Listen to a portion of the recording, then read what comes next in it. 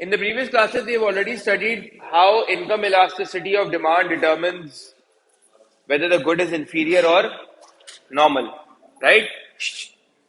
So, अगर हम income elasticity of demand की बात करें, so income elasticity of demand is primarily telling us two things. It is telling us the sign is telling us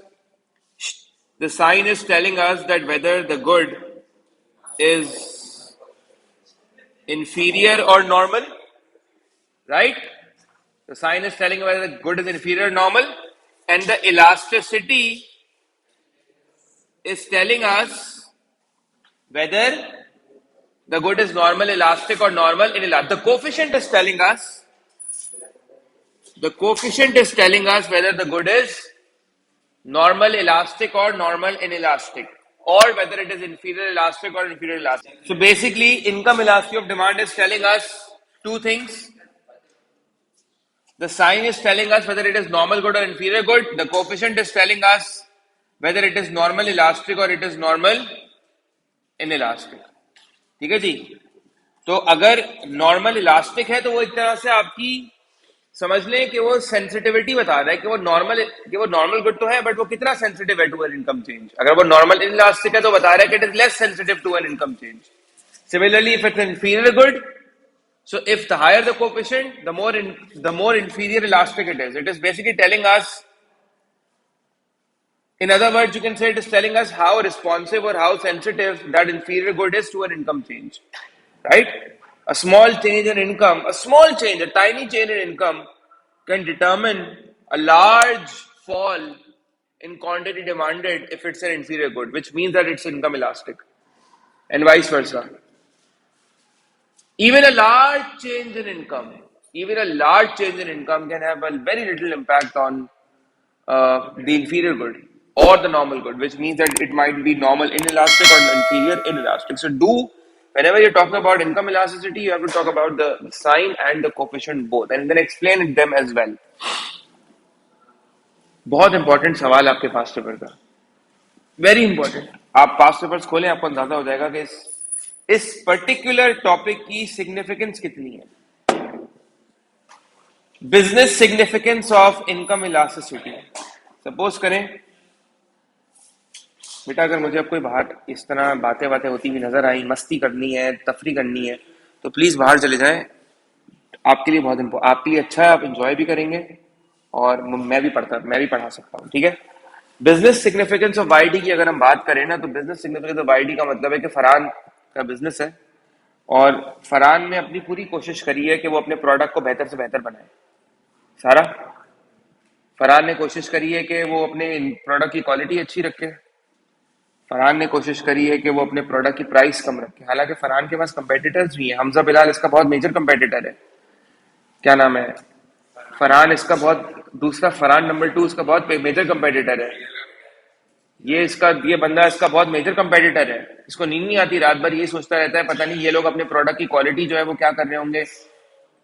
मेरे operations चल रहे, मेरी फैक्ट्री में मेरा फैक्ट्री में मेरा प्रोडक्ट बन रहा है, इनका भी प्रोडक्ट बन रहा है, तो I don't know what they are up to.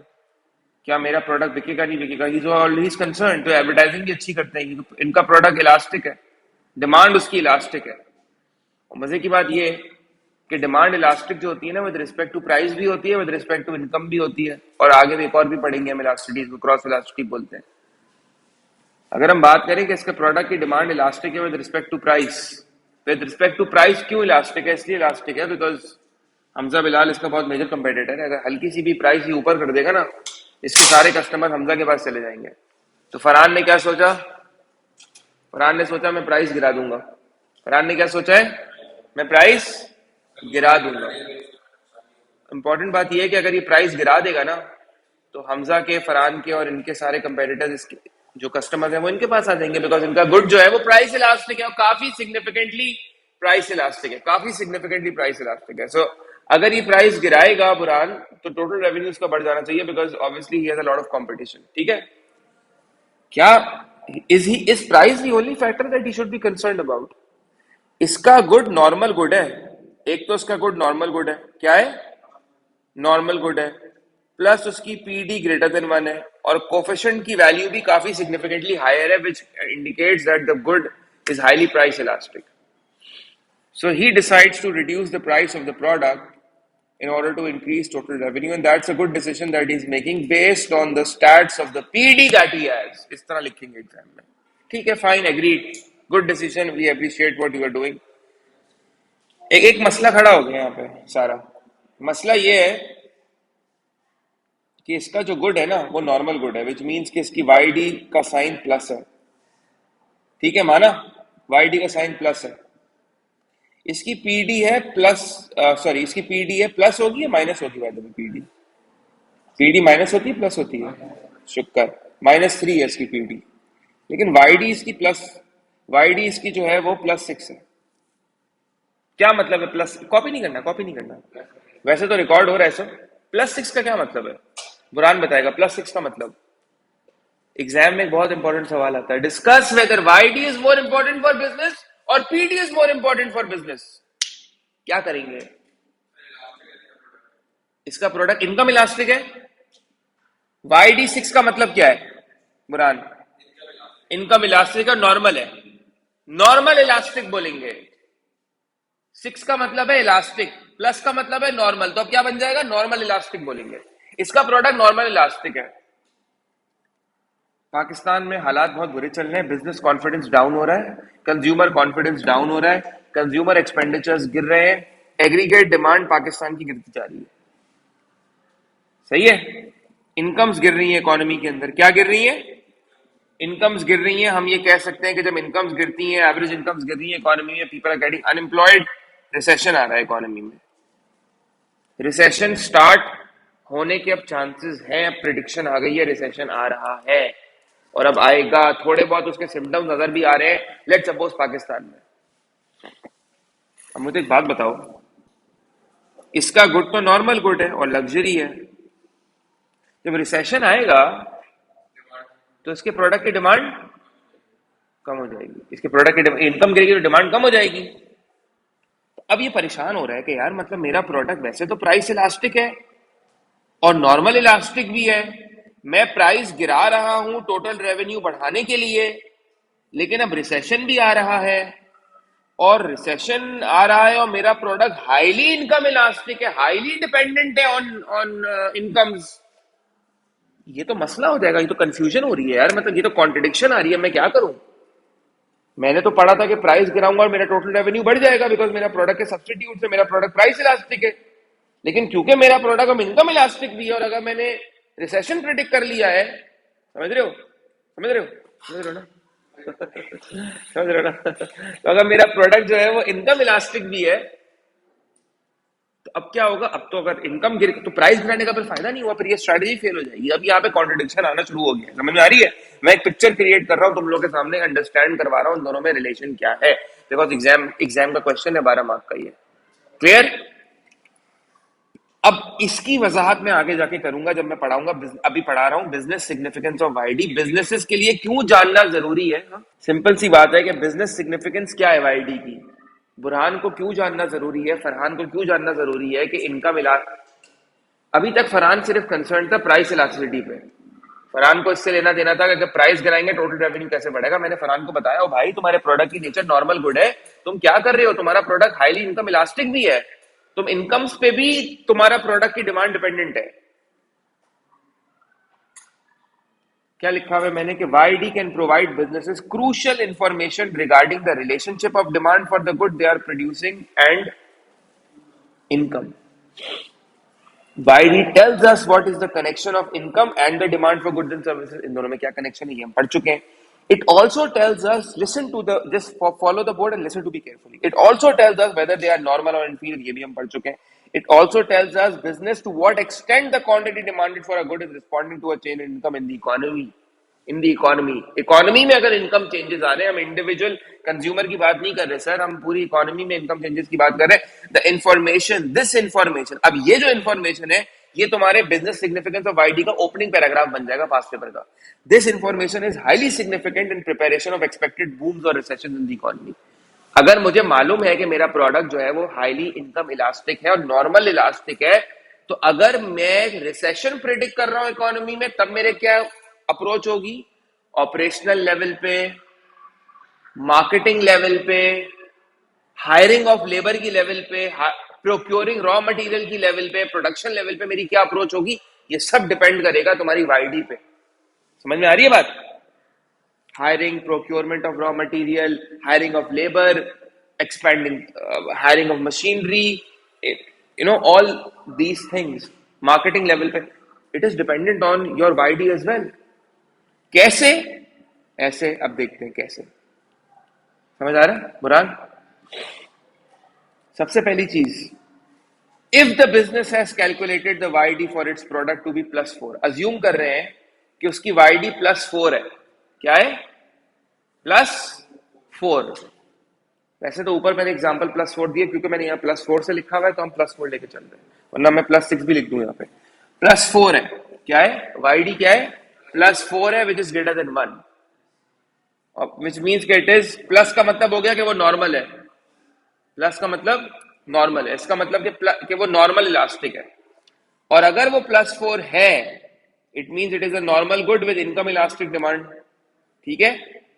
अब इनकम इलास्टिक तो है। अब अगर मैं फोरकास्ट कर रहा हूं कि इकोनॉमी में बूम आने वाला है, बूम का मतलब क्या है? इकोनॉमी बूम का मतलब है कि इकोनॉमिक ग्रोथ जो है वो तुम्हारी हाई हो जाएगी, मुल्क में एम्प्लॉयमेंट बढ़ जाएगी और मुल्क में इनकम्स बढ़ जाएंगी। सबसे इंपॉर्टेंट, एग्रीगेट डिमांड आपकी बढ़ जाएगी। तो अगर इकोनॉमी में एक एक्सपेक्टेड बूम आ रहा है और मुझे मालूम है कि मेरा प्रोडक्ट जो है वो हाईली इनकम इलास्टिक है, in other words highly normal elastic है, मैं एक लग्जरी ब्रांड हूं, हो सकता है मैं लग्जरी वॉचेस सेल करता हूं, हो सकता है मैं लग्जरी कार्स बेचता हूं। In that scenario I am expecting a boom right 3 months from now. Don't you think I should start preparing? Because जैसे ही बूम हिट होगा, the moment boom kicks in, the moment boom enters the economy, the moment the economy enters into a boom phase, there would be a sudden surge in demand, and hence the demand for my product would start rising. And if I haven't prepared well beforehand, what's the point then? There will be a significant shortage of my product because I haven't produced the product up to the level of expected demand. तो sir अगर मुझे अपनी वाईडी पता होगी ना कि भाई +4 है, और मुझे रायान ये भी पता होगा कि मुल्क में इनकम्स जो है वो इंक्रीज हो जाएंगी बाय लेट्स से 10%, if I'm expecting a rise in incomes of 10%, then I should fairly say that the quantity demanded for my product would rise by how much? By 40%.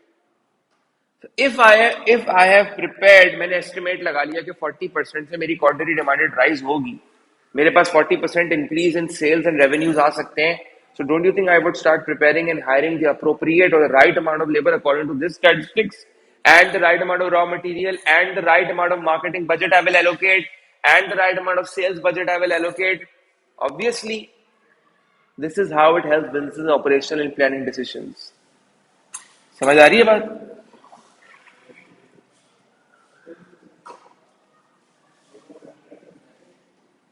Does this make sense? You want to take picture of this? ये I think करीब से आके लो ना, फिर दूर से तुम लोग लोगे और क्लैरिटी नहीं आएगी। You tell me something, Buran. If my YD is +4 and I'm expecting that in the coming month there would be an increase in aggregate demand and there would be a resulting economic growth. मुझे मालूम है economy में economic growth आने वाली है, aggregate demand बढ़ने वाली है, तो बस बूम आ रहा है। And if I'm expecting that incomes will rise by 5%, then there would be a 20% increase in quantity demanded for the product. Why? Because the YD is +4 and I'm expecting a 5% rise in incomes, so 5 into 4, 20. So 20% quantity demanded मेरी बढ़ जाएगी। अच्छा, ये बता के आप खत्म नहीं करेंगे, एनालिसिस भी तो करनी है ना, एनालाइज करना है जो बात कही गई है। This information is extremely useful for a business because the business must prepare itself beforehand by increasing the level of stocks, the level of output, that is the finished good itself, then employment to meet this higher demand. तो operational, marketing, HR, procurement, supply chain, सबकी planning करनी पड़ेगी। To what extent, अब ये देखो, to what extent it can successfully increase the output, to what extent, किस हद तक हम आउटपुट को सक्सेसफुली इंक्रीज कर सकते हैं, depends upon how responsive the supply is of the business. मैंने सर इसको बोला आप एक काम करें, फटाफट बूम आने वाला है, जल्दी से लेबर हायर करें, एक और फैक्ट्री ओपन करें, एक और फैक्ट्री ओपन करें, मशीनरी हायर करने से। बोला सर क्या हो गया सर, कैसी बातें करें, आपको पता है मेरी सप्लाई इनइलास्टिक है, आपको पता नहीं है मेरा शॉर्ट रन चल रहा है, आपको पता नहीं है, स्पेयर कैपेसिटी नहीं है मेरे पास। इवैल्यूएशन शुरू कर दी आपने। क्या शुरू कर दी? इवैल्यूएशन। ऊपर लिख रहे हैं कि यार वाईडी मुझे अपनी पता होगी ना, तो मेरे रेवेन्यूज मैं अपने प्रिडिक्ट कर सकता हूँ। इनफैक्ट मैं रेवेन्यूज पे काम कर सकता हूँ। इनफैक्ट सर मैं रेवेन्यूज बढ़ा सकता हूँ। वो कैसे? सर वो ऐसे कि अगर इनकम जो है ना वो बढ़ जाएगी। मैं प्रिडिक्ट कर रहा हूँ, मेरा लग्जरी ब्रांड का एक मेरा एक ब्रांड है लग्जरी वॉचेस का, और मैं luxury high quality high and luxury watches sell करता हूँ to the extremely rich people in Pakistan. ठीक है ना? सिर्फ वही लोग आते हैं, मेरी नीश मार्केट है। बहुत सिंपल सी बात है। लेकिन the problem is, if I am expecting a boom, obviously मेरी क्वांटिटी डिमांडेड बढ़ जाएगी, सेल्स बढ़ जाएगी, रेवेन्यूज बढ़ जाएंगे, माना। तो मैं बड़ा खुश। मैंने बोला भाई बूम आने वाला है पाकिस्तान के अंदर, मेरे तो बिजनेस के सेल्स बढ़ जाएंगी, रेवेन्यूज बढ़ जाएंगे। इसने बताया सर आपको क्या हो गया, आपके पास तो फैक्ट्री भी नहीं है अभी, दूसरी आगे पास प्रोडक्शन लेबर भी नहीं है, और आपका तो शॉर्ट रन चल रहा है, आपके पास मशीन्स भी नहीं है। कहने का मतलब है कि सर आपके पास स्पेयर कैपेसिटी भी नहीं है, आपकी तो सप्लाई इनइलास्टिक है। चले मान लेते हैं बूम आया, मान लेते हैं आपके प्रोडक्ट की डिमांड भी बढ़ गई, लेकिन वो डिमांड बढ़ने से रेवेन्यूज तब आएंगे, डिमांड बढ़ने से सेल्स में तब कन्वर्जन होगी। वो जो घड़ियां है वो सेल्स रेवेन्यू तब जनरेट करेंगी जब सप्लाई तो इलास्टिक हो, आपकी इलास्टिक। जब सप्लाई इलास्टिक होगी तो प्रोडक्शन नहीं कर पाएंगे आप ज्यादा। You won't be able to cater to that demand if your supply is inelastic. Evaluation. देखो क्या लिखा है मैंने। To what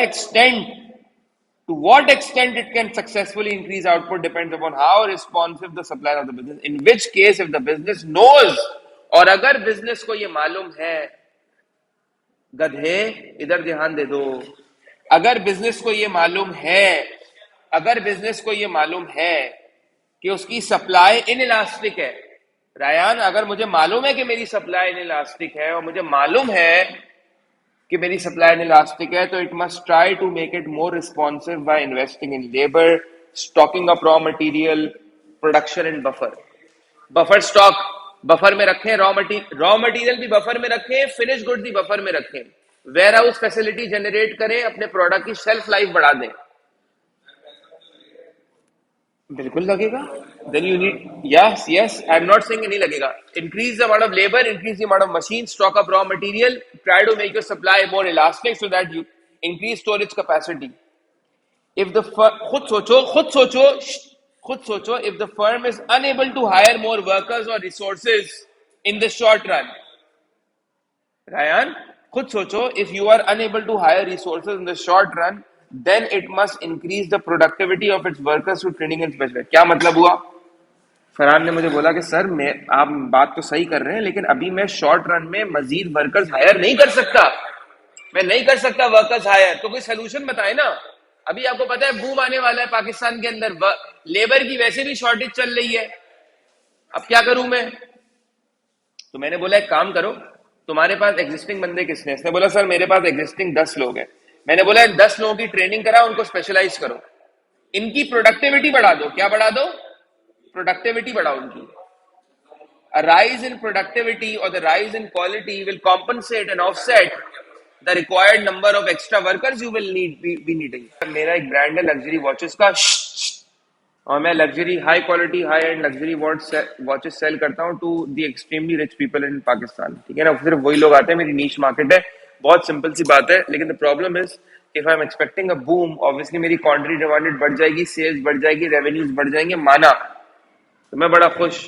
मैंने बोला भाई बूम आने वाला है पाकिस्तान के अंदर, मेरे तो बिजनेस के सेल्स बढ़ जाएंगी, रेवेन्यूज बढ़ जाएंगे।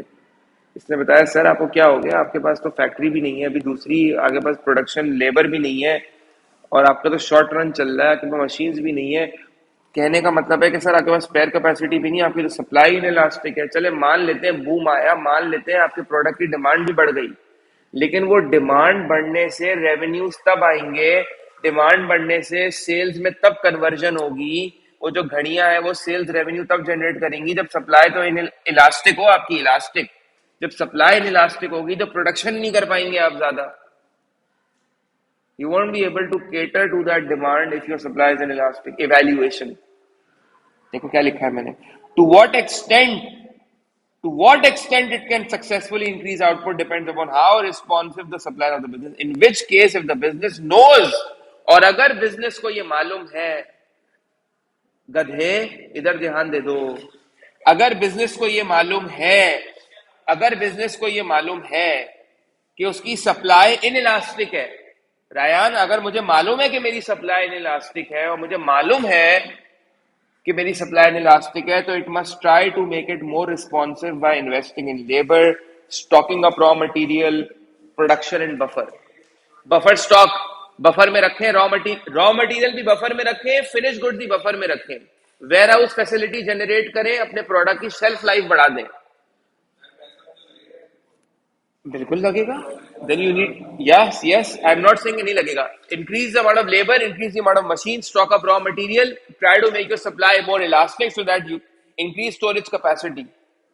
इफ द खुद सोचो, खुद सोचो, if the firm is unable to hire more workers और resources in the short run, Ryan, खुद सोचो, if you are unable to hire resources in the short run, then it must increase the productivity of its workers to training and specialist. क्या मतलब हुआ? फरहान ने मुझे बोला कि सर, मैं, आप बात तो सही कर रहे हैं, लेकिन अभी मैं शॉर्ट रन में मजीद वर्कर्स हायर नहीं कर सकता, मैं नहीं कर सकता वर्कर्स हायर, तो कोई सोल्यूशन बताए ना। अभी आपको पता है बूम आने वाला है पाकिस्तान के अंदर, लेबर की वैसे भी शॉर्टेज चल रही है, अब क्या करूं मैं? तो मैंने बोला एक काम करो, तुम्हारे पास एग्जिस्टिंग बंदे किसने? इसने बोला सर मेरे पास एग्जिस्टिंग 10 लोग हैं। मैंने बोला 10 लोगों की ट्रेनिंग करा, उनको स्पेशलाइज करो, इनकी प्रोडक्टिविटी बढ़ा दो। क्या बढ़ा दो? प्रोडक्टिविटी बढ़ाओ उनकी। A rise in productivity or the rise in quality will compensate and offset the required number of extra workers you will be needing. The rise in productivity of workers, मैं क्या बोल रहा हूँ? The rise in productivity of workers will offset or compensate or fill in that gap for the extra number of workers that you are requiring. In this way, the business will, देखो ये proper analysis, chain of analysis किसे कहते हैं? एक chain create की, okay, 1 2 3 4, 1 2 से connect करा, 2 3 से, 3 4 से, ठीक है जी। In this way the business में ensure that when there is a boom in the economy, business ये इंश्योर कर लेगा कि अगर इकोनॉमी में बूम है, if the business had estimated a 20% increase in quantity demanded, अगर मैंने एस्टिमेट किया था कि 20% से मेरी क्वांटिटी डिमांडेड बढ़ जाएगी, इसलिए क्योंकि इनकम बढ़ने वाली थी बाय लेट्स से 4%, और क्वांटिटी डिमांडेड इसकी वजह से बढ़ जानी थी bye let's say 5%, sorry by 20%, because my YD was 5%, by, sorry not percent, it's an absolute value, so +5 थी मेरी YD, और मैं प्रिडिक्ट कर रहा हूँ कि 20% से मेरी क्वांटिटी डिमांडेड बढ़ जाएगी। तो सिंपल है कि अगर मैं अपने सप्लाई को इलास्टिक बनाऊंगा, so it will be able to increase output such that total revenue rises and so does subsequent profits and produce a surplus depending upon the cost of production. तो इसका impact ये आएगा कि sir जी total revenue बढ़ जाएगा आपका, उसके बाद प्रोड्यूसर सरप्लस भी बढ़ जाएगा आपका, because obviously when you will produce more, you will sell more. When you will sell more, your producer surplus will automatically, the producer welfare will go up because you're selling more output. Definitely it will go up. Regarding the profits, yes, profits will also, you can say profits will rise depending upon the cost of production. देखो मैंने bracket में क्या लिखा है, depending upon the cost of production, profit से relate किया है। मैं प्रॉफिट्स के ऊपर एक पॉजिटिव स्टेटमेंट नहीं दे रहा कि जब आउटपुट बढ़ता है तो प्रॉफिट बढ़ता है। हाँ, आउट